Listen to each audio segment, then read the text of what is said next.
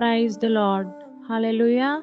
ఈరోజు దేవుని వాగ్దానము యెషయా గ్రంథము 1వ అధ్యాయము 19వ వచనము.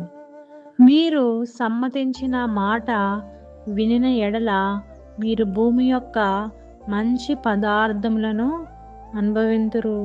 ఆమేన్. ఎంతో గొప్ప వాక్యం కదండి.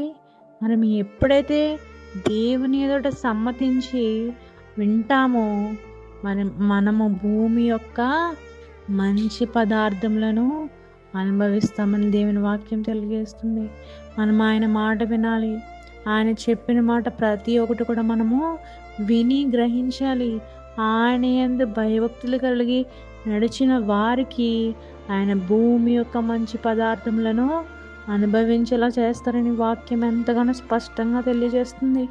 ఆయన మాట వినాలి. మనము ఆయన వాక్కుకు లోబడాలి. ఆయన వాక్యంలో నిలవాలి. ఆయన ప్రార్థనలో నిలవాలి. దేవునికి మనము కృతజ్ఞత పూర్వకంగా ఉండాలి.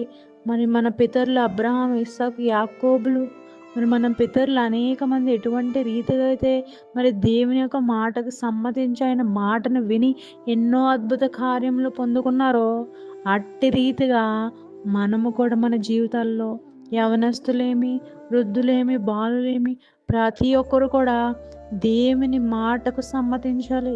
ఆయన మాటకు, ఆయన వాక్కుకు మనం అందరం కూడా ఏమవ్వాలండి?